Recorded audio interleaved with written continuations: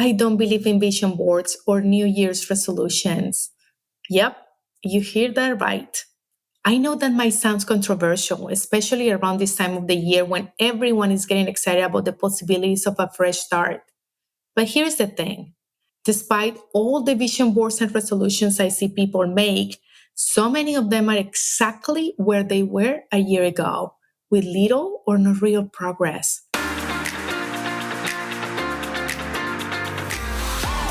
Welcome to At What Point, the podcast where we dive into the real, raw, and rewarding journey of personal and professional growth.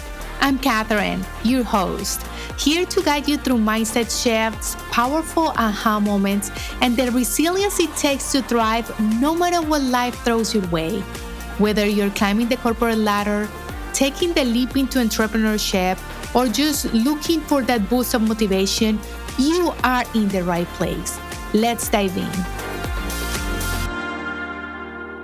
Think about it. Every December, there is this rush of energy to chase those big dreams and goals. People cut out magazines and create beautiful vision boards covering words and images representing what they want in the new year. And for the first week or two, they are on fire, fueled by that new year, new me spirit. But then, as life happens, setbacks creep in. Self doubt finds a way to sneak back in, and suddenly, that vision board is no longer a source of motivation. It's a reminder of what they still don't have. And that's where the real issue lies. For so many, a vision board eventually becomes a symbol of lack rather than possibility. And instead of seeing potential, the mind focuses on what's missing, reinforcing the story that they're stuck or not good enough. When our subconscious mind keeps picking up on those feelings of not yet or not enough, it's really hard to stay motivated or inspired to keep pushing forward. So you might be wondering if vision boards and resolutions don't work, then what's the answer? Catherine, how can I set goals that actually make a difference?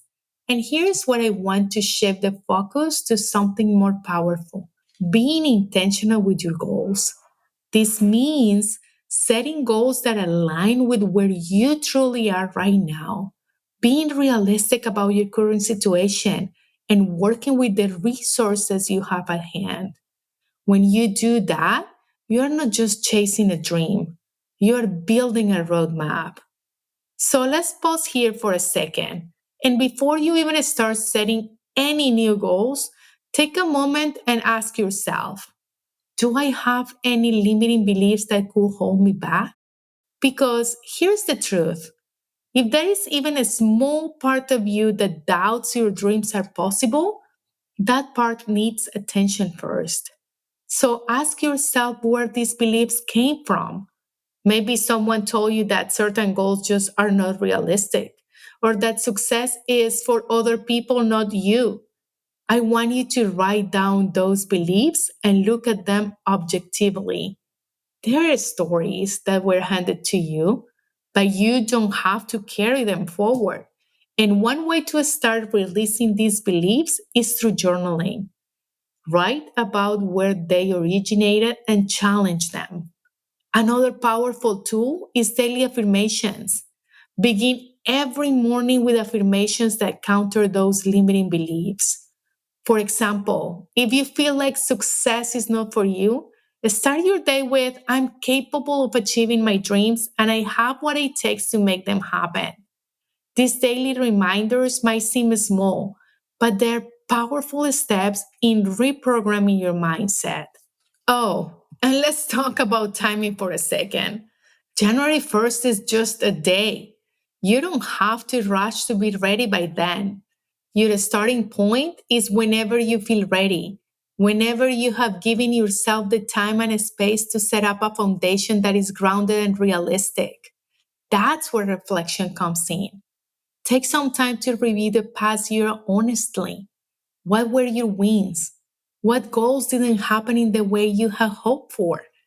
Be kind to yourself, but dig deep. Allow yourself to feel whatever comes up. whether it's pride, frustration, or even regret. There is a value in all of it. These reflections are not just a recap, they're insights, guiding lights that will help you approach the next year with greater clarity. And once you have laid that foundation, it's time to get specific with your goals. So set aside time. I will say maybe an hour or two and get clear about what you want. Don't just write down, start a business or get healthy. Define it in detail. What kind of business? Who are you going to serve? What specific steps will you take to get there? This clarity helps turn dreams into achievable goals because it gives you a roadmap. And don't forget to measure your progress. Setting big goals is great, but if you don't track your progress, it's easy to lose momentum. Breaking down into small, measurable steps.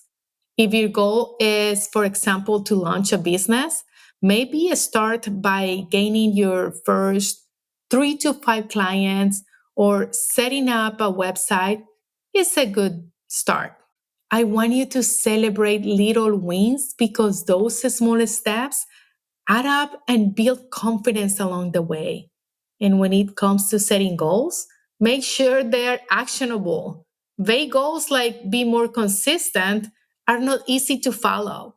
Instead, go specific.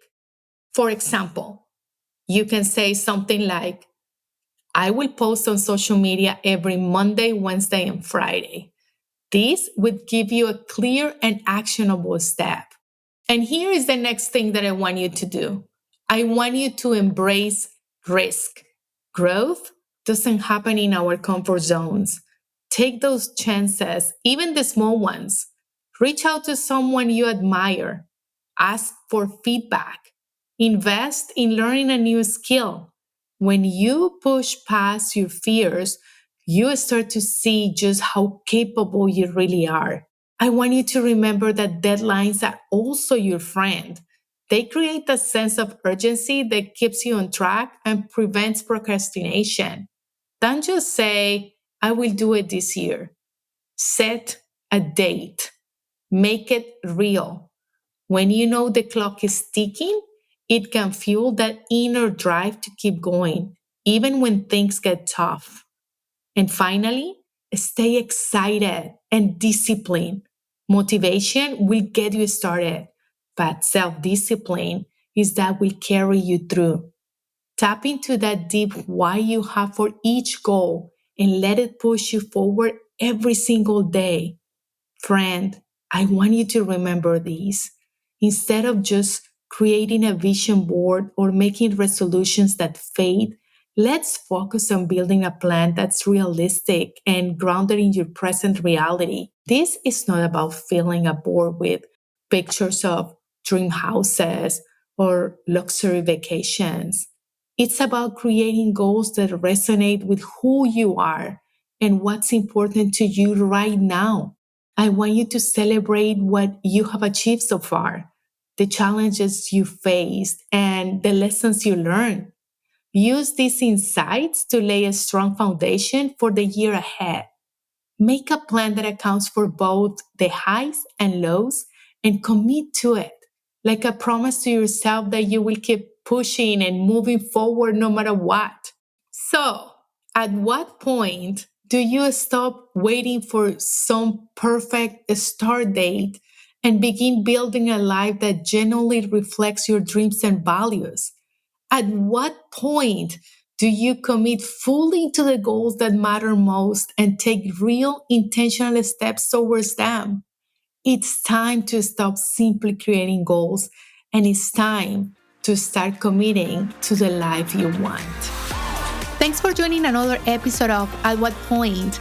I hope today's conversation sparked some inspiration for your journey of growth and transformation. If you enjoyed this episode, don't forget to visit katherinebeltran.com/podcast for show notes, special discounts on coaching packages, and freebies to help you keep moving forward. And last but not least, if you haven't already, make sure to subscribe so you never miss a show. See you next time.